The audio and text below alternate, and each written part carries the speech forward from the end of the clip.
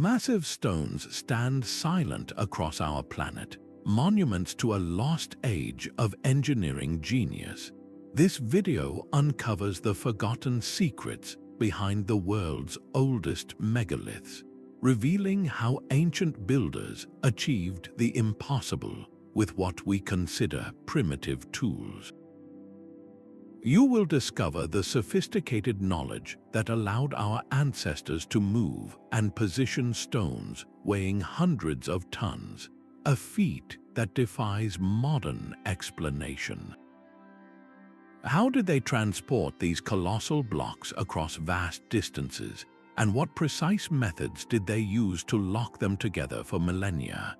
What does our modern world overlook about the true capabilities of ancient civilizations? The sheer scale of this global building phenomenon is staggering. Across continents and cultures, our ancestors independently arrived at the same ambitious conclusion: to shape the very earth with monuments of stone. We see it in the towering dolmens of Europe, great stone tables that mark the landscape. We witness it in the haunting moai of Easter Island, their silent gazes fixed inland. These are not random acts of stacking rocks, they are the birth of engineering itself. The true genius of these structures lies not only in their immense weight but in their minds. They were built with a purpose that reached for the heavens, their stones aligned with the solstice sun or the rising of a specific star. This celestial connection suggests a deep understanding of cosmic cycles, encoded in rock for future generations. Furthermore, their endurance is a testament to their skillful construction. These megaliths have weathered millennia of storms, earthquakes, and the slow creep of vegetation, standing firm where modern concrete might have long since crumbled.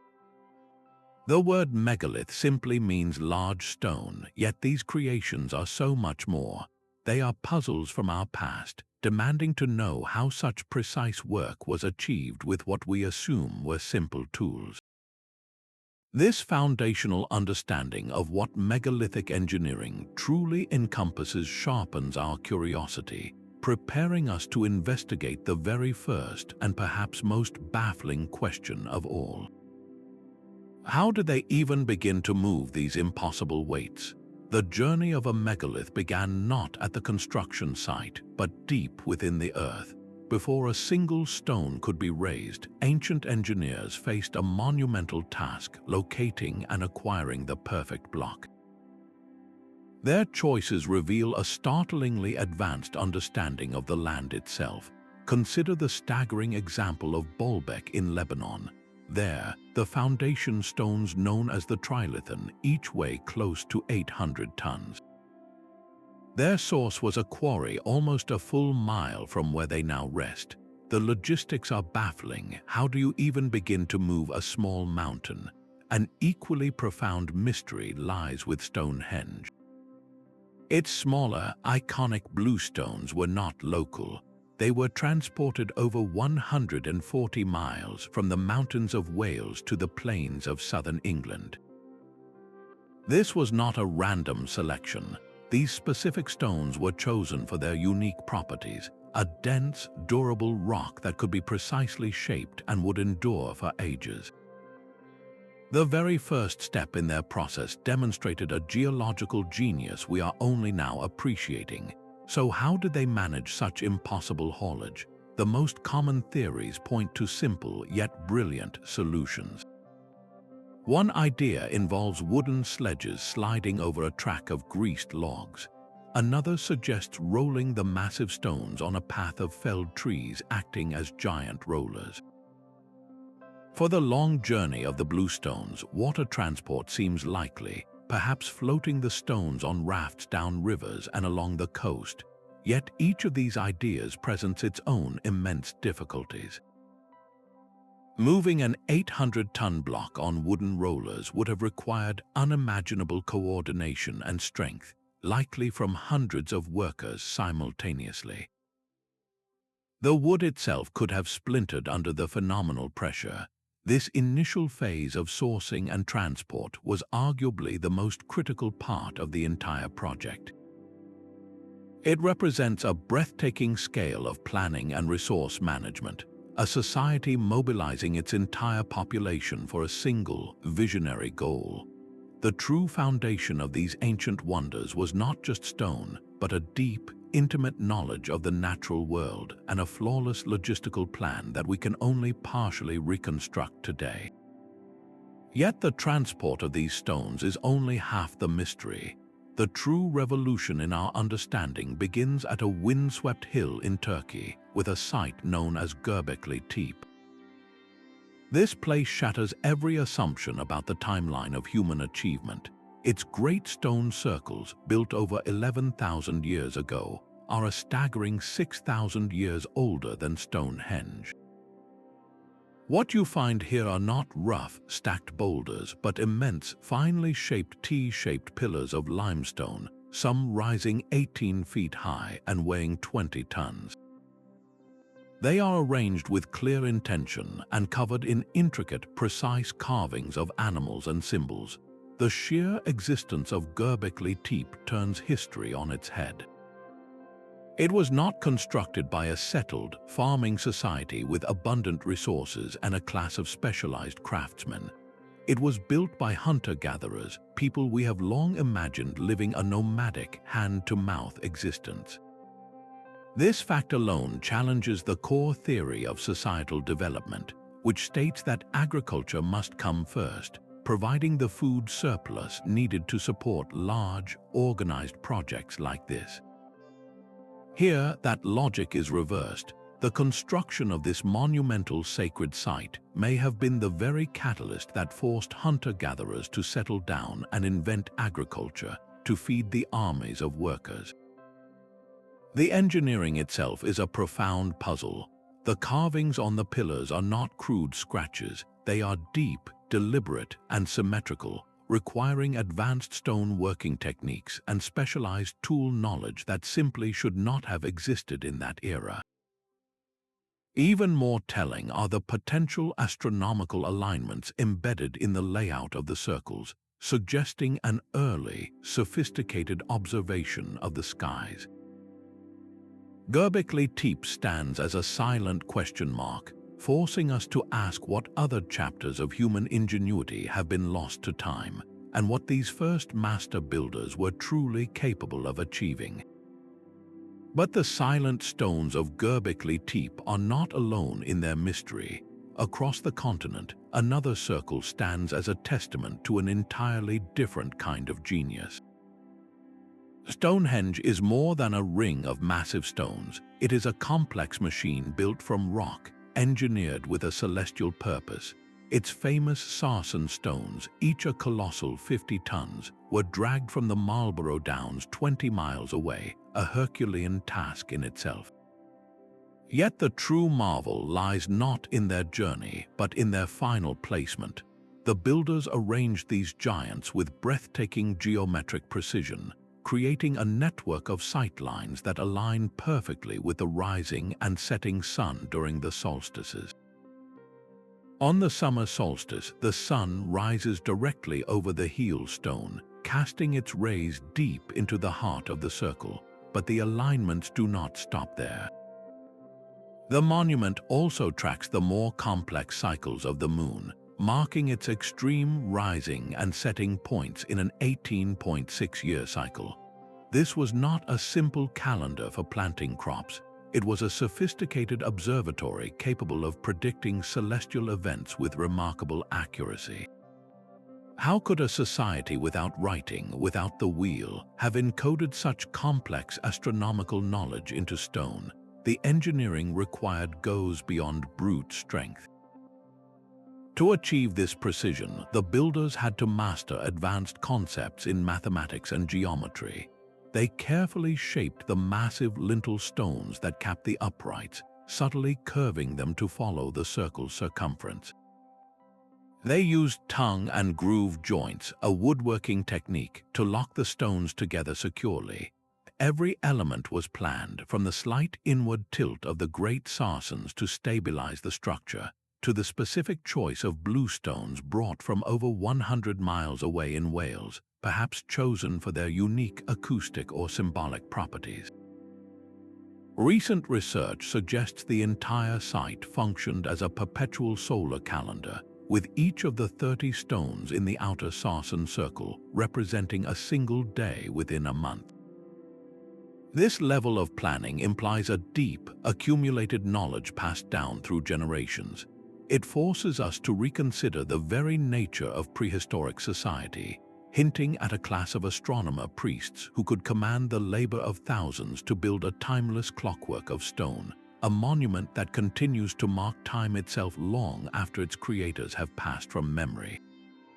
While the celestial clockwork of Stonehenge demonstrates a mastery of precision, another site presents a challenge of pure, staggering power.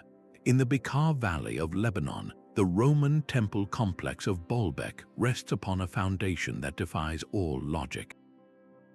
Here, 3 colossal stones known as the Trilithon form a wall of such immense scale that it has baffled engineers for centuries. Each of these limestone blocks is nearly 70 feet long, 14 feet high, and 10 feet wide, weighing an estimated 800 tons. To put that into perspective, that is the weight of 2 fully loaded jumbo jets. And these were not simply rough boulders, they were meticulously quarried, shaped, and transported almost a full mile to the temple site, then hoisted over 20 feet into the air and fitted together with joints so tight you cannot slide a piece of paper between them. This achievement alone would be remarkable for the Romans, but an even greater mystery lies abandoned in a nearby quarry. The stone of the pregnant woman is a single, unfinished block still partially attached to the bedrock.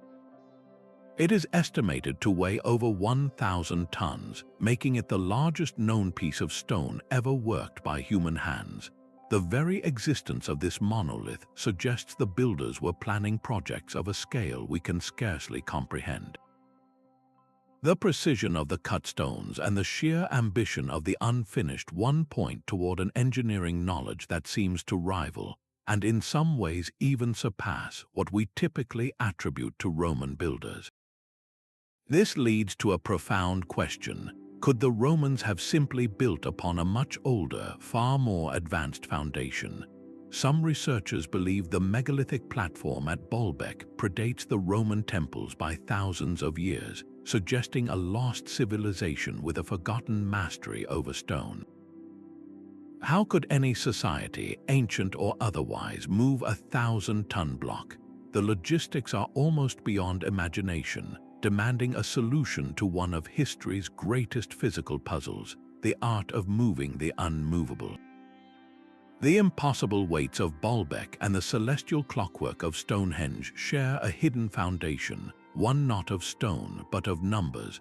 Before a single monolith was quarried, ancient engineers had to master the landscape itself through advanced mathematics. We find evidence of a universal language of measurement, a precise and consistent system that allowed builders to execute plans of staggering complexity across generations. At Stonehenge, for instance, the entire layout appears to be based on a unit known as the megalithic yard, a measurement of roughly 2.72 feet. This same unit has been identified in stone circles and monuments across Britain and even into Brittany, France, suggesting a shared, sophisticated knowledge that spanned cultures and centuries. This was not a rough estimation using footsteps or arm spans. It was a standardized, repeatable standard that allowed different teams of workers, perhaps separated by decades, to continue a project with perfect harmony. The precision did not stop there. The geometry embedded within these sites reveals an understanding of mathematical principles we thought were discovered much later. The relationships between the stones, the diameters of the circles, and their astronomical alignments often incorporate perfect right angles and Pythagorean triangles, a concept officially credited to a Greek philosopher who lived thousands of years after these monuments were raised. How could this be? It seems the builders possessed a practical, working knowledge of geometry, codified through generations of observation and passed down through an oral tradition of master builders. This mathematical genius is mirrored in ancient Egypt, where the royal cubit was used with unwavering consistency to build the pyramids, ensuring every block fit perfectly in a structure meant to last for eternity.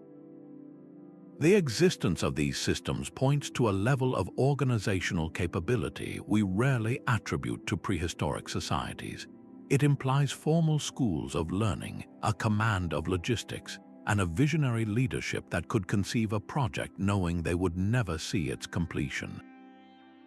The true blueprint for these wonders was not drawn on parchment, but was a living system of measurement and mathematics, a lost science that allowed humanity to literally move mountains. Moving a multi-ton block of stone was a slow-motion dance of physics and human will. The greatest challenge was not lifting these giants, but simply getting them from the quarry to the sacred site.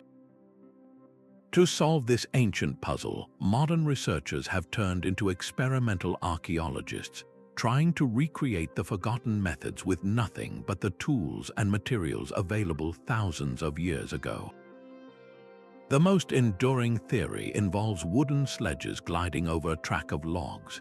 This system cleverly transforms sliding friction into the far easier rolling friction. But even rolling has its limits. An 800-ton stone would crush ordinary wood into splinters. The solution may have been a continuous pathway, where workers at the back would constantly pick up the rollers that had just passed underneath and rush them to the front, creating an endless moving road. For an even smoother journey, some experiments suggest pouring water onto the wooden track ahead of the sledge, creating a slick, muddy surface that drastically reduces the pulling force required. This simple act of lubrication could have cut the needed workforce in half. Then there is the rocking method, a surprisingly elegant idea for moving the moai of Easter Island. Instead of dragging the statues on their backs, researchers have shown that teams of people with ropes could have stood them upright and then, with a coordinated rocking motion, made the statues appear to walk across the landscape. Each careful tilt and pull would shift the center of gravity just enough to propel the massive figure forward a few inches at a time. But what about crossing rivers or even seas? The transport of Stonehenge's bluestones from Wales implies a journey partly by water. Could ancient builders have lashed giant stones to the undersides of large wooden rafts, using the natural buoyancy of the logs to carry a load that would sink a conventional boat? This theory, while plausible, leaves little trace for archaeologists to find, as the organic materials would have long since decayed. All of these methods, however, point to a single, unifying truth. The movement of these stones was a monumental exercise in social organization, coordinating hundreds of workers to pull in perfect unison, to shift rollers with split-second timing, or to rock a statue without letting it fall, required not just a foreman with a loud voice, but a shared rhythm, a communal understanding of the task that bordered on the ritualistic. It was a symphony of muscle and mind, proving that the first and most vital tool in their arsenal was not a lever or a rope, but human cooperation on an epic scale. The true test of ancient genius began when the stones finally reached their destination. Moving a 50-ton block was one thing, but lifting it vertically and placing it with hair-thin precision was an engineering puzzle of another magnitude entirely. Without hydraulic cranes or steel cables, these builders turned to the fundamental principles of physics, using leverage, gravity, and simple machines to perform what looked like magic. One of the most enduring solutions was the ramp. For the construction of the Great Pyramids, evidence points to massive ramps built from earth and rubble. As the pyramid grew taller, these ramps were likely built in a spiraling pattern around the structure, creating a continuous roadway for teams of workers to drag the heavy stones upward. But ramps alone were not enough for every task. To raise an upright stone like the massive sarcens of Stonehenge, a different method was needed. Researchers suggest the builders may have first dug a deep, sloped pit with one end steeper than the other. The stone was then carefully slid into this trench, its base settling at the bottom.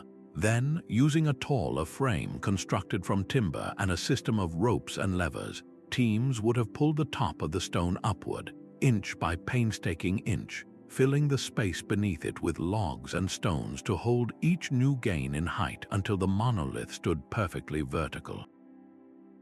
The final act of placing the massive lintel stones on top was another feat of coordination.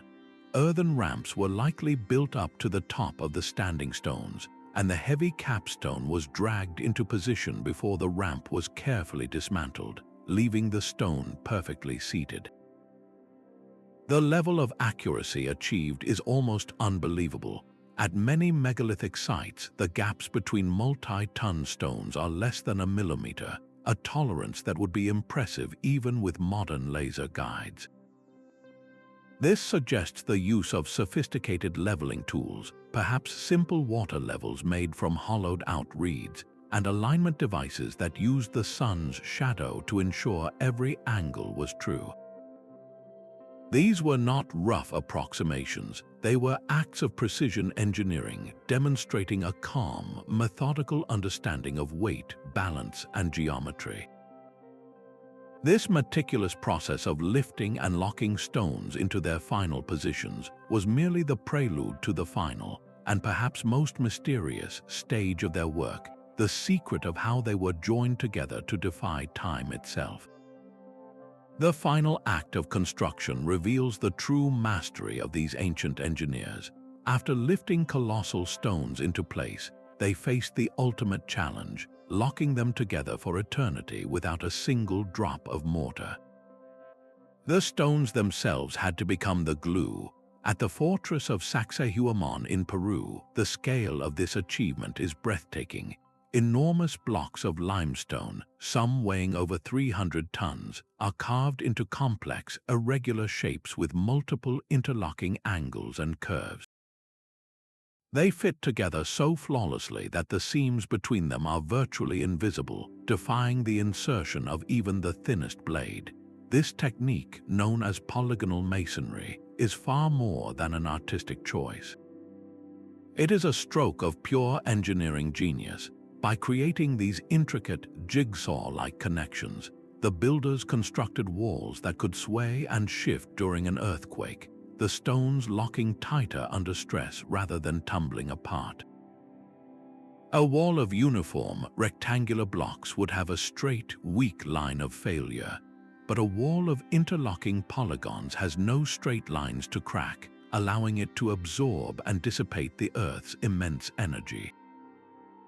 This same obsession with perfection is found half a world away at the Great Pyramid of Giza. While the outer casing stones are mostly gone, the few that remain show joints between the massive blocks measuring a mere 1/50th of an inch. To achieve such a hair-thin gap with stone weighing multiple tons implies a level of precision that seems almost supernatural. How was this humanly possible?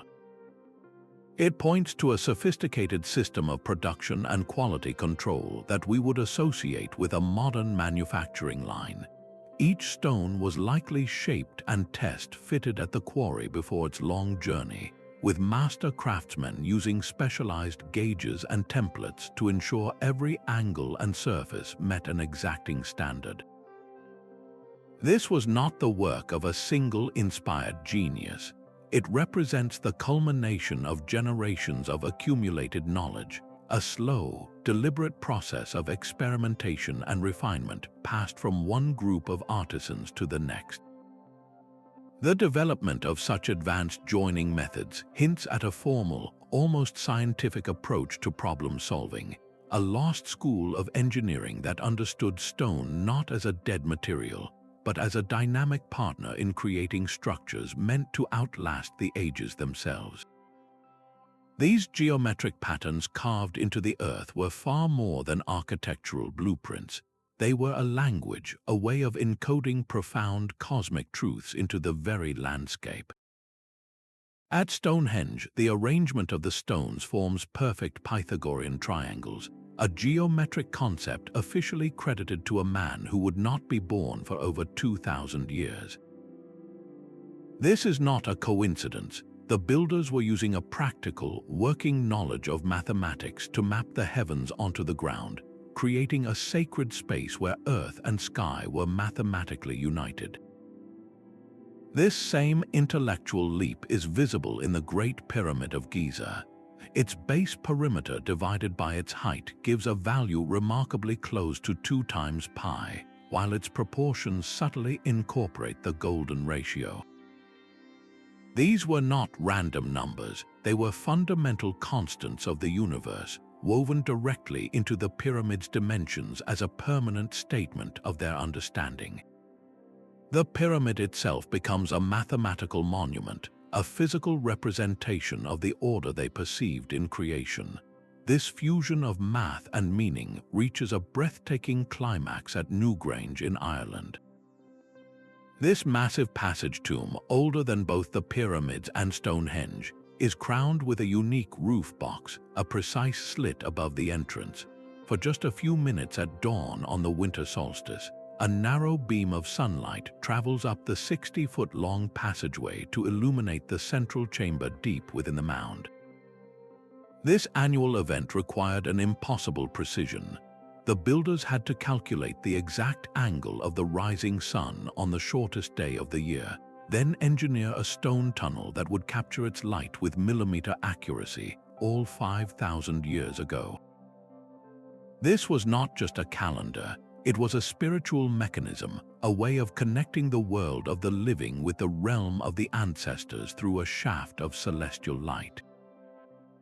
The mathematics behind these sites were sacred because they described the hidden order of the cosmos. The circle, the triangle, and the spiral were not just shapes, they were symbols of life, divinity, and the eternal cycles of nature. So what happened to this deep, interconnected knowledge system? Its disappearance is one of history's greatest silent mysteries, suggesting that the true foundation of these wonders was not just stone, but a forgotten science of the sacred. The stones themselves were cosmic compasses, their alignments carved not in metal but in granite and limestone. This celestial precision required more than just watching the sky. It demanded a way to transfer that cosmic map directly onto the earth. The builders were master surveyors, translating the grand motions of the sun, moon, and stars into fixed points on the ground.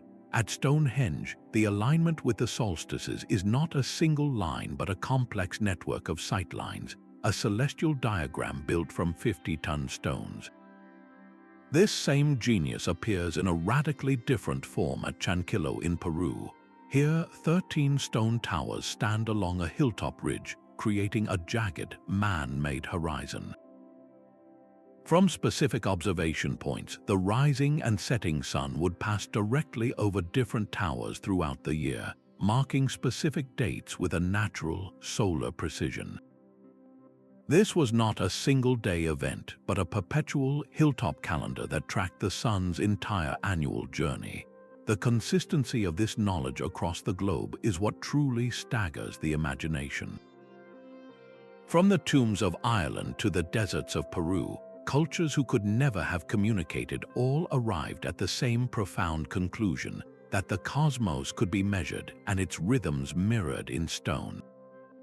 This points to a fundamental human impulse to find order in the heavens and replicate it on Earth, a form of universal discovery. The engineering required to achieve this was immense. It meant leveling vast areas to create a perfect horizon, calculating angles over long distances, and ensuring that a structure would remain stable for centuries so its alignments would not drift. This was a science of permanence, a deep understanding that their work had to endure not for a lifetime, but for thousands of years, faithfully marking the passage of time for generations they would never meet. This intimate connection between the earth and sky was only one layer of their design, as these ancient architects also manipulated a more subtle and invisible force, the very science of sound. The stones were not only aligned with the heavens, they were also designed to sing. Recent studies reveal that many of these ancient sites possess remarkable acoustic properties, a hidden layer of engineering that engaged the ear as much as the eye. At Stonehenge, the Great Circle of sarsen stones acts as a colossal sound chamber.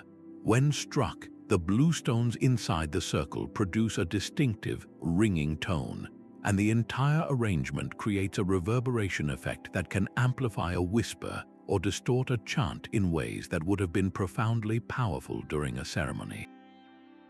This was not a random acoustic accident. The specific placement of the stones, their density, and the geometry of the space all conspire to manipulate sound waves in predictable, repeatable ways. This auditory genius extends to the underground temples of Mortar, carved from solid limestone thousands of years ago. Here, researchers found that specific chambers resonate at a frequency of 110 Hz, a tone that scientific studies suggest can directly influence human brain activity, potentially altering states of consciousness and fostering a sense of focused calm. Imagine the experience of a ritual participant thousands of years ago, moving from the bright, open air into a dark, resonating chamber where a chant or drumbeat would not just be heard, but felt vibrating through their entire body. This was multi-sensory architecture at its most advanced. Experiments at other stone circles have shown how certain frequencies can create standing waves, patterns where sound seems to hover in specific spots, giving a speaker's voice an unearthly, directional quality. To achieve this, the builders must have possessed a working knowledge of sound wave propagation, understanding how sound reflects, amplifies, and dampens across different materials and spaces. They were not just stacking rocks, they were tuning the very atmosphere. This acoustic dimension adds a breathtaking layer of sophistication to our understanding of their world. These sites were not silent observatories or mute temples, they were living instruments. The celestial alignments provided a visual spectacle for the eyes, while the engineered soundscapes provided a visceral, internal experience for the mind and spirit, integrating the cosmos with the human body in a way we are only just beginning to comprehend. The silent stones of Göbekli Tepe and Baalbek first had to be coaxed from the living earth, a process demanding an intimate knowledge of the rock itself. Before a single block could be moved, ancient engineers demonstrated a geological genius that rivals our own. They understood that stone is not a uniform mass, but a material with its own hidden grain and weaknesses. Their first task was to read the landscape, identifying natural fracture lines and bedding planes within the rock where a massive block could be cleanly separated from the bedrock. At the quarries of Aswan in Egypt, the evidence of this process remains frozen in time. Here, an unfinished obelisk lies still attached to the granite bedrock, providing a perfect snapshot of the method. Workers would have meticulously carved a series of closely spaced holes along the intended fracture line. Then, they would drive dry wooden wedges into these holes. The real magic began when they poured water over the wood. As the wedges soaked, they expanded with tremendous, relentless force, creating a clean, controlled crack that split the granite along the predetermined line. This technique required profound patience and foresight, a slow application of pressure that could take days to achieve its goal, but which guaranteed a perfectly shaped monolith without shattering the precious stone. The precision of the cut marks found on megalithic stones worldwide suggests their toolkit was far more advanced than simple stone hammers. While such tools were used for rough shaping, the fine, straight grooves and smooth surfaces imply the use of specialized instruments. Some researchers point to the potential use of durable metal alloys, tools that would have been so valuable they were likely melted down and repurposed over the centuries, leaving no trace for modern archaeologists to find. The quarrying phase was arguably the most delicate part of the entire operation. A single miscalculation in identifying a fracture line or an error in the placement of the wedges could result in a catastrophic failure, ruining a block that may have taken months to prepare. This was not brute force extraction, it was a surgical operation on the earth, a testament to a sophisticated, accumulated knowledge of materials science that was absolutely essential before the epic journey of transportation could even begin. The tools discovered at ancient quarries tell only a fraction of the story. Archaeologists have unearthed stone hammers, copper chisels, and simple drills, a toolkit that seems utterly mismatched for the microscopic precision on display. How could a copper chisel, a soft metal, possibly carve granite with seams thinner than a human hair? The gap between the tools we have found and the work they supposedly accomplished creates one of the most compelling enigmas in this entire mystery. This has led some researchers to propose that these common tools were merely the final implements for finishing work, and that the true cutting technology has been lost to time. One fascinating theory involves the use of advanced abrasives. Imagine a slurry of water mixed with an exceptionally hard sand, perhaps crushed quartz or diamond dust, fed onto a piece of leather or wood spun by a bow drill. This simple setup could, with immense patience, slice through the hardest stone, leaving the smooth, polished surfaces we marvel at today. Another, more speculative idea points to vibration-based cutting.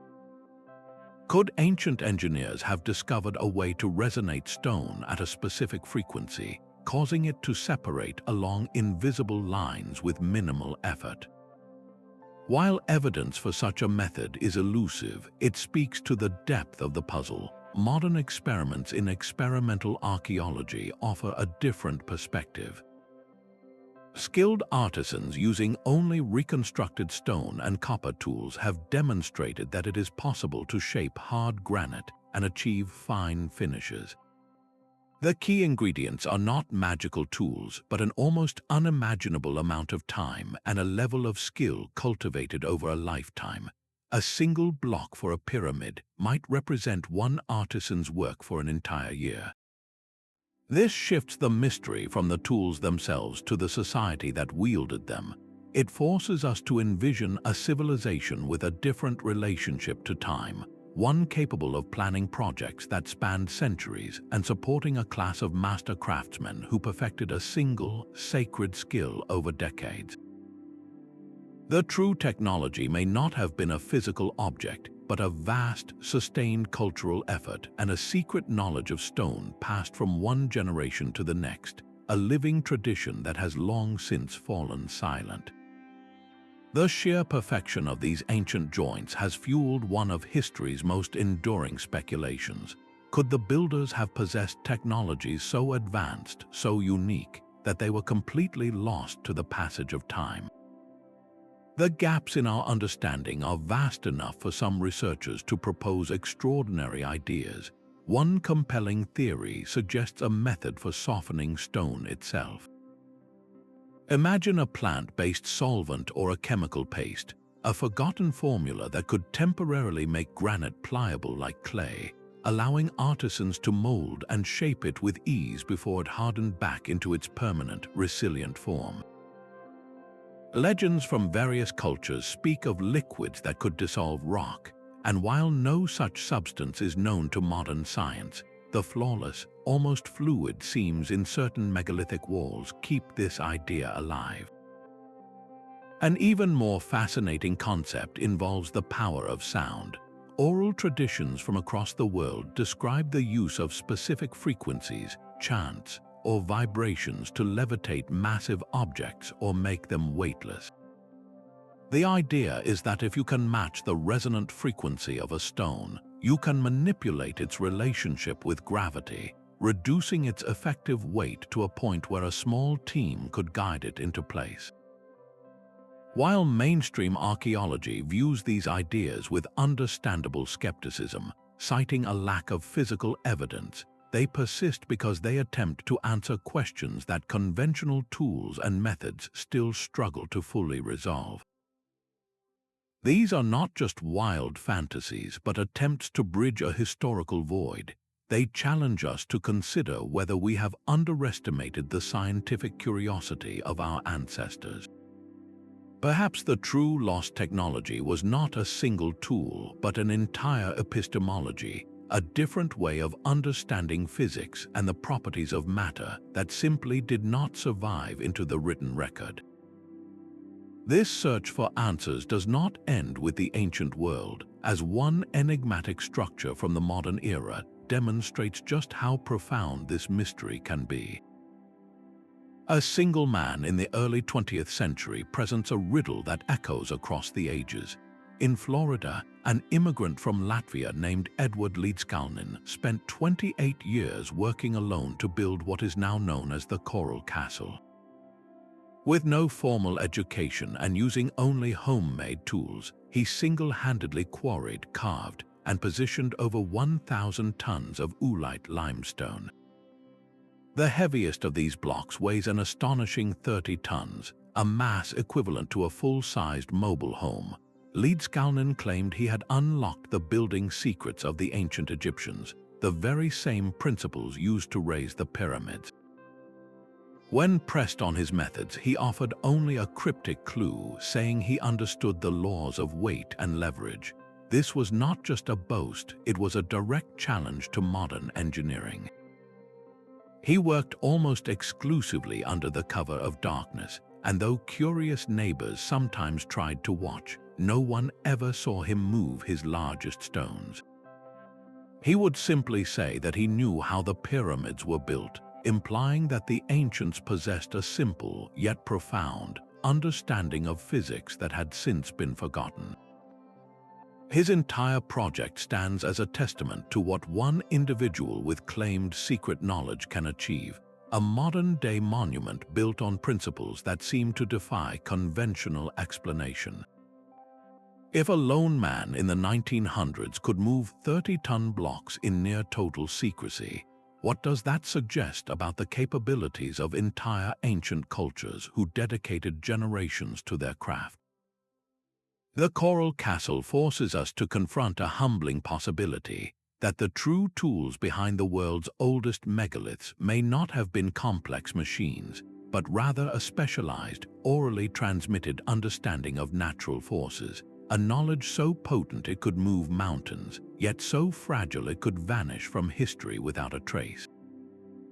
These echoes across oceans are too distinct to ignore. The same stone language appears in places separated by impossible distances. In Korea, ancient dolmens stand as great stone tables, mirroring those found in the Mogontracite of France. The massive, stoic moai of Easter Island seem to share a silent conversation with the towering statues of the ancient Olmecs in Mexico. Even the iconic pyramid form, a structure that symbolizes ancient Egypt, emerges independently in the steppe temples of Mesoamerica. How can we explain this chorus of stone rising from cultures who supposedly never met? The conventional view in archaeology suggests a phenomenon called parallel development.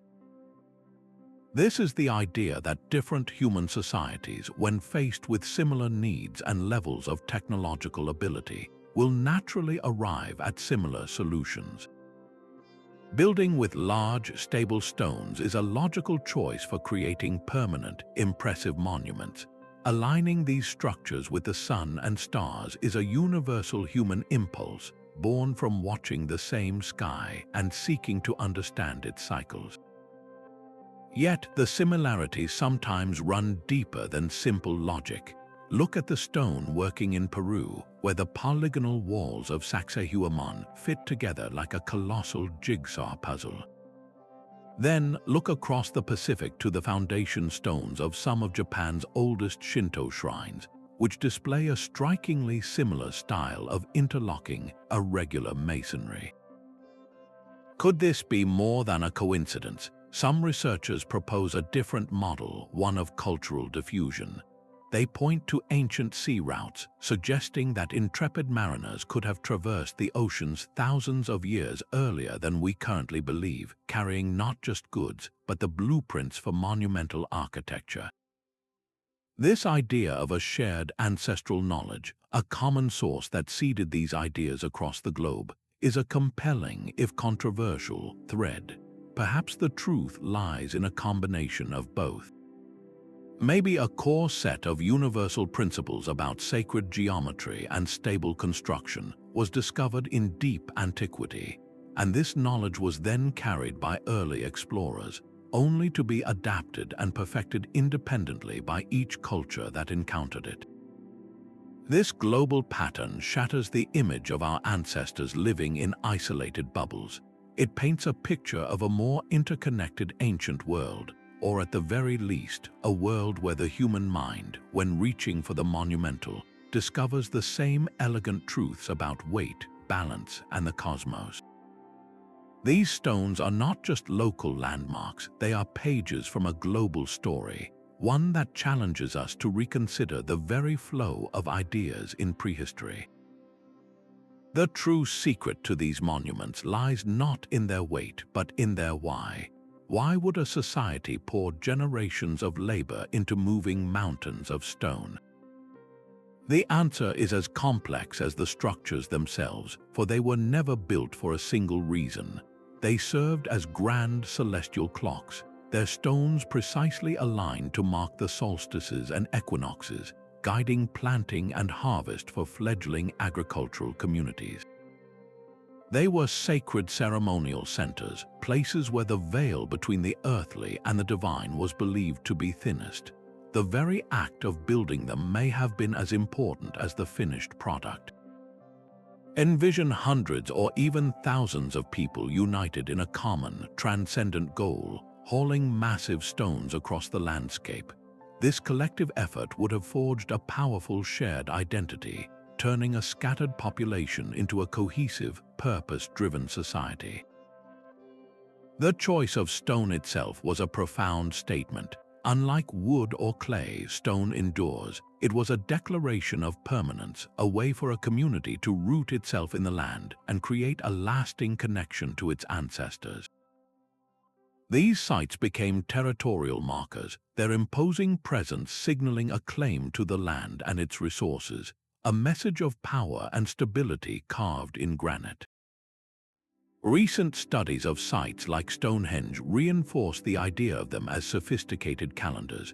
Their alignments track not just the sun, but the more complex cycles of the moon, providing a long-term framework for ritual and agricultural life.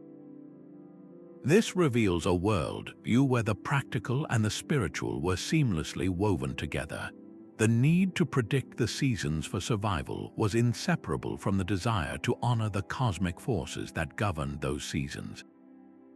To understand the engineering, we must see the whole picture, a society investing its entire being into a project that served its calendar, its gods, and its very soul all at once. This profound, multi-layered purpose makes the scale of their achievement not just logical but necessary. The timeline of these stone wonders defies any simple story of human progress.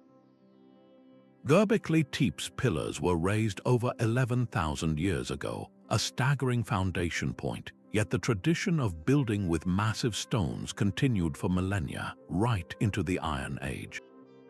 This was not a single flash of genius that then faded away. It was a persistent thread woven through the fabric of ancient history, appearing and reappearing across disparate cultures separated by vast oceans and thousands of years.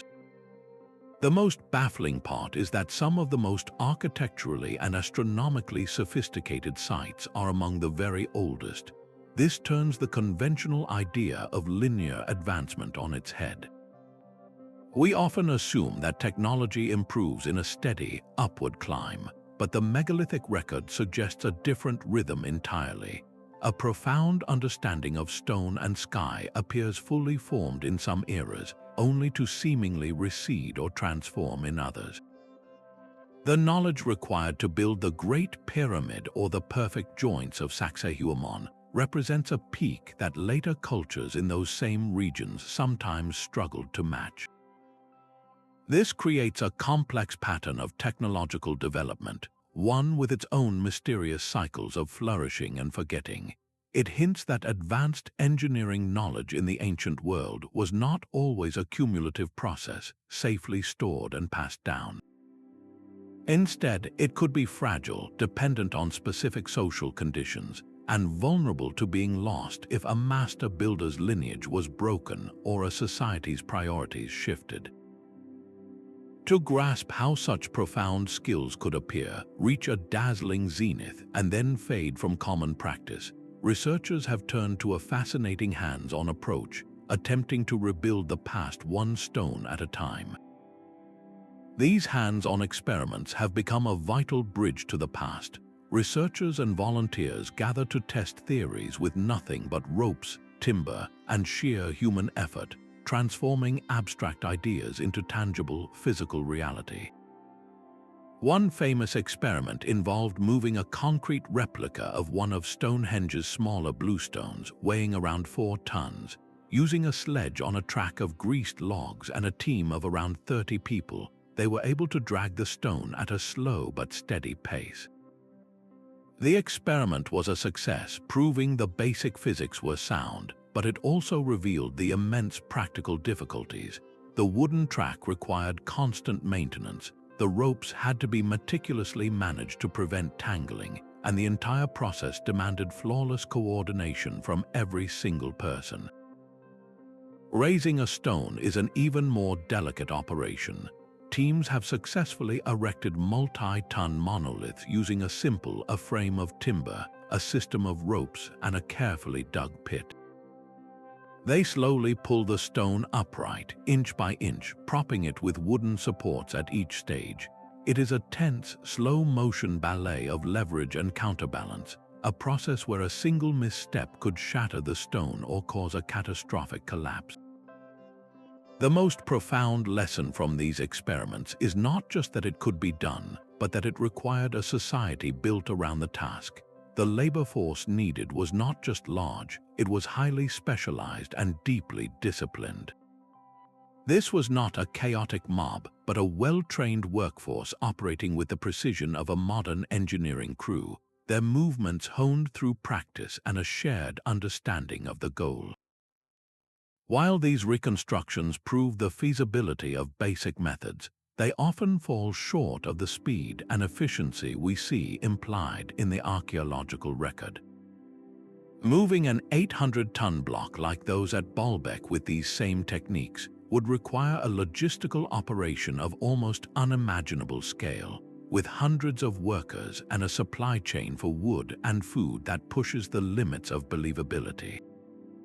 This gap between what we can replicate and what the ancients actually achieved is the most compelling part of the puzzle. It quietly suggests that our modern recreations, for all their insight, might still be missing a crucial piece of the ancient blueprint, a lost technique or a deeper understanding of physics that made the impossible seem almost routine. This lingering mystery now drives scientists to examine the stones themselves with a new generation of tools, searching for clues invisible to the naked eye. The silent stones are finally beginning to speak, their secrets translated not by whispers, but by the hum of advanced technology. Modern researchers are deploying a new generation of scientific tools to peer deep into the heart of these ancient monuments, revealing a hidden world invisible to the naked eye. At Stonehenge, ground-penetrating radar has mapped the Earth beneath the famous circle, uncovering a vast and complex landscape of ritual pits, buried stones, and processional pathways. This is not a standalone monument, but the centerpiece of a much larger sacred geography. Meanwhile, three-dimensional laser scanning has captured the surface of the stones with millimeter precision, bringing to light faint, weathered carvings of axe heads and daggers that sunlight alone can no longer reveal.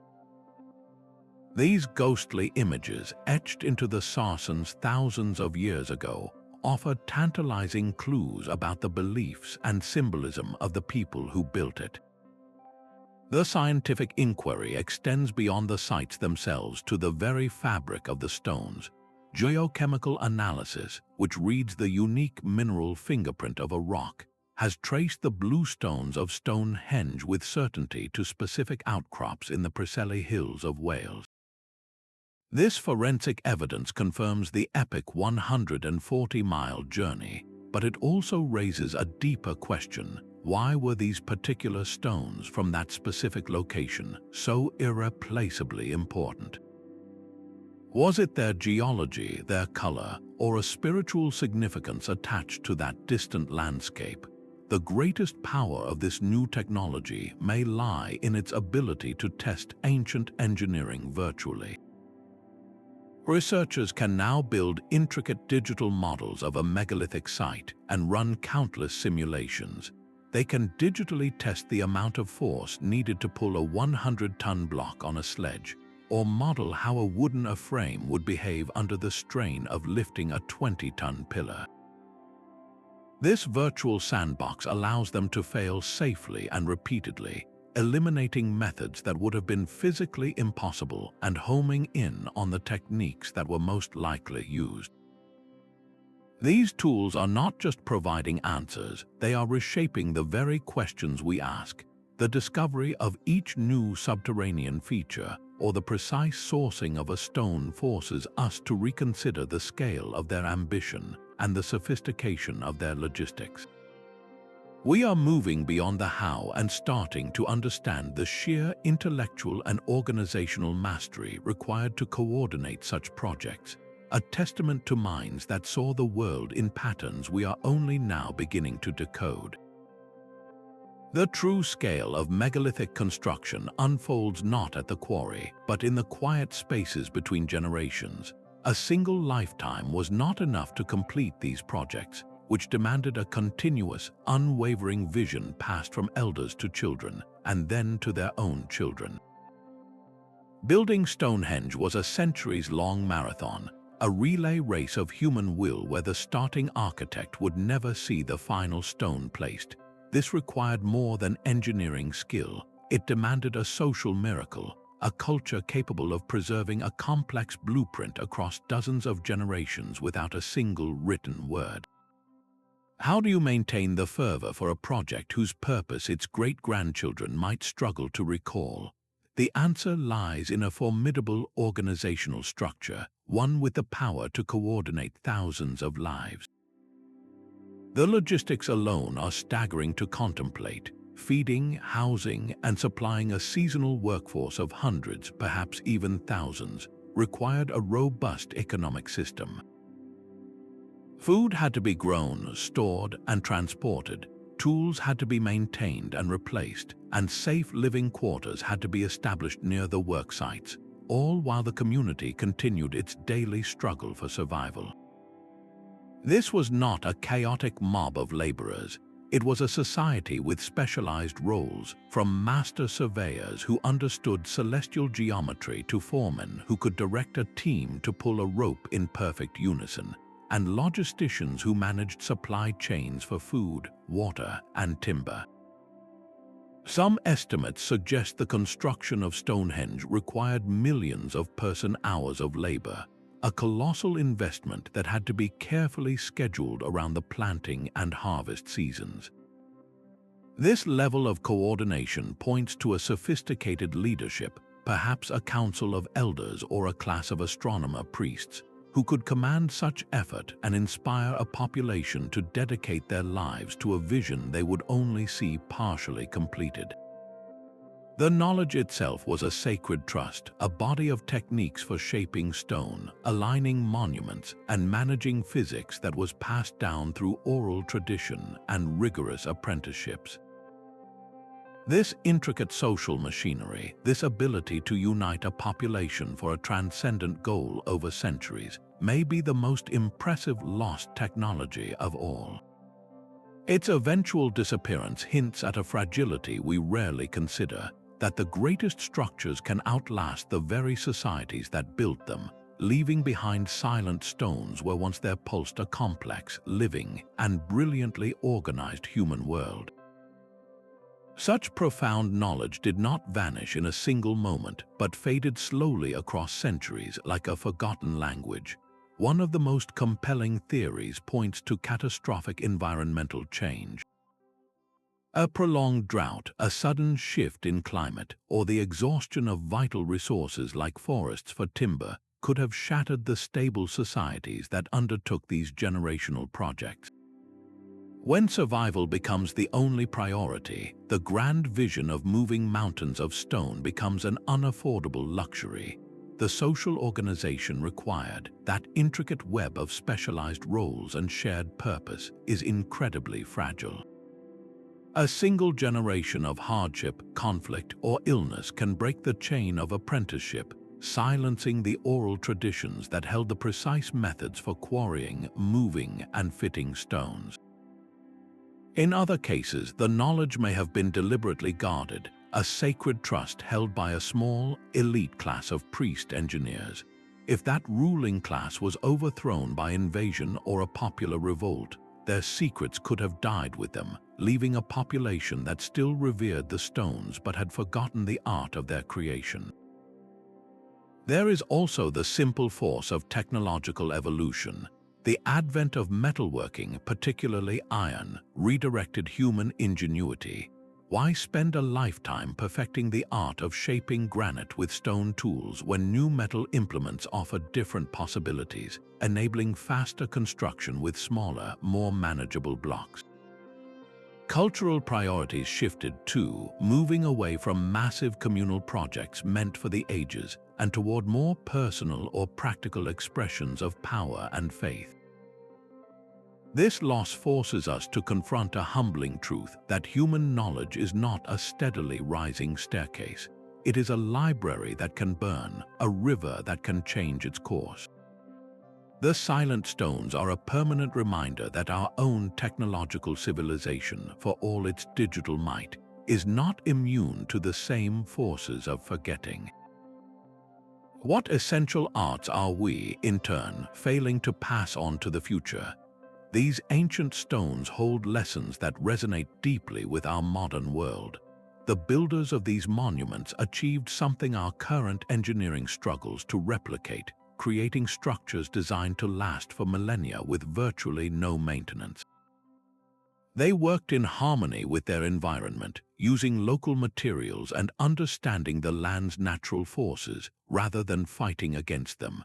This stands in stark contrast to our era of disposable architecture, where many buildings are designed with a lifespan of only decades. The true genius of their approach was its holistic nature. They did not separate astronomy from acoustics or geometry from materials science. These disciplines were woven together into a single, integrated design philosophy. A stone circle was not just an observatory, it was also a resonant chamber and a mathematical model, all functioning as one cohesive system. This interconnected thinking produced results of unparalleled durability and purpose. Their organizational models were equally profound. They conceived projects that would take centuries to complete, requiring a cultural commitment to a vision far beyond any single lifetime. This long-term perspective fostered incredible social stability and the careful transmission of specialized knowledge from one generation to the next. Our modern focus on quarterly reports and short-term political cycles seems fleeting by comparison. Perhaps the most vital lesson is that technological progress is not a simple, linear climb. The sophisticated knowledge embedded in Göbekli Tepe or the Great Pyramid demonstrates that different cultures can develop profound engineering wisdom along entirely unique paths, some of which may later be forgotten. As we face our own global challenges, from resource management to creating sustainable cities, these silent teachers offer a powerful blueprint. They remind us that the most enduring solutions often come from seeing the world as an interconnected whole, and from building not for ourselves, but for the countless generations yet to come. The next chapter of this ancient mystery is being written not with chisels, but with computer code and particle accelerators. The future of megalithic research lies in a powerful fusion of disciplines where archaeologists, engineers, and astrophysicists are joining forces to ask questions we never could before. Imagine using muon tomography, a technique that uses cosmic rays to create three-dimensional X-ray-like images of massive stone structures, potentially revealing hidden chambers or internal stresses within the Great Pyramids.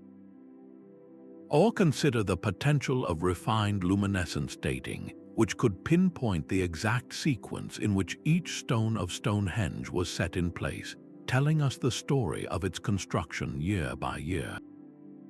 The very surfaces of these stones are becoming open books.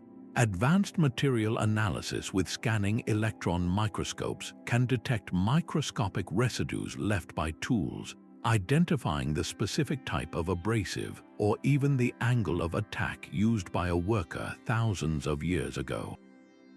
This could finally close the gap between the simple tools we have found and the impossible precision we observe.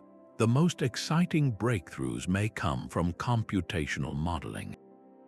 Researchers can now build a virtual Göbekli Tepe and run thousands of simulations to test how its T-shaped pillars could have been raised, or calculate the exact number of people and the optimal rope angle needed to transport a Baalbek megalith. This digital sandbox allows us to fail without consequence, eliminating impossible theories and homing in on the methods that were truly feasible. Each new site discovered, whether through satellite imagery or ground-penetrating radar, adds another piece to this global puzzle. The enduring power of these stones ensures that the quest to understand them is far from over. This relentless pursuit does more than satisfy our curiosity about the past. It challenges our assumptions about the limits of human potential, offering timeless lessons in collaboration and vision as we near the end of our own exploration. Our journey through these silent stone wonders reveals a profound truth about human potential. The engineering genius behind the world's oldest megaliths was not defined by complex machinery, but by a deep, intuitive understanding of the natural world. These builders achieved the impossible with what we consider primitive tools, moving mountains of stone and locking them together for millennia through precise celestial alignments and advanced joining methods. Their work stands as a timeless testament to the power of collective vision and ingenuity. The enduring mysteries surrounding these sites remind us that history is a far richer and more complex tapestry than any textbook can contain, woven with threads of knowledge and capability that have since faded from memory. Each new discovery, whether from a ground-penetrating radar survey or a piece of experimental archaeology, brings us one step closer to appreciating the full scope of our ancestors' prowess. What are your thoughts on these megalithic enigmas? Share your perspectives in the comments, and if you enjoyed this exploration into history's greatest puzzles, subscribe for more journeys into the forgotten corners of our past. These ancient stones are not locked away in history books, but stand waiting in the open air, offering a tangible connection to the minds that shaped them. For those drawn to witness this legacy firsthand, many of these engineering marvels welcome modern visitors. In England, Stonehenge is more than a distant circle on the plains. It is a full experience with a visitor center that walks you through the various theories of how these bluestones journeyed from Wales and how the great Sarsens were raised. You can walk the perimeter and feel the scale, considering the immense coordination required to haul each 50-ton block into its precise celestial alignment. Across the sea in Ireland, Newgrange offers a rarer opportunity. While access to the interior of the massive tomb is limited, a lottery system allows a lucky few to be present inside the chamber at dawn during the winter solstice.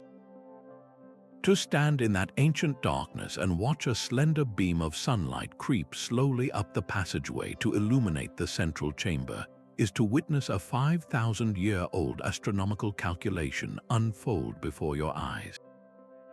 It is a profound moment where engineering, spirituality, and cosmic observation become one. The Maltese temples like Haga Kim and Mnajdra provide a humbling sense of age. As some of the oldest free-standing structures on Earth, their massive, corbelled stone chambers invite you to contemplate the birth of architecture itself. Then there are the Moai of Easter Island, their colossal, stoic faces gazing inland from their ceremonial platforms. To stand before them is to feel the weight of their mystery, a silent question about the society that carved and transported them across the island. When you visit any of these sites, go beyond simply taking a photograph. Pause and truly look at the joints between the multi-ton stones. Run your hand over surfaces that were shaped millennia ago and consider the journey each block took from its quarry. Think of the sound of hundreds of workers pulling in unison, the careful placement of logs and ropes, and the master surveyors who used simple tools to achieve alignments that still hold true today. These visits are far more than tourist stops. They are a chance to walk in the footsteps of the ancient engineers and to feel a direct, awe-inspiring link to a lost world of human achievement.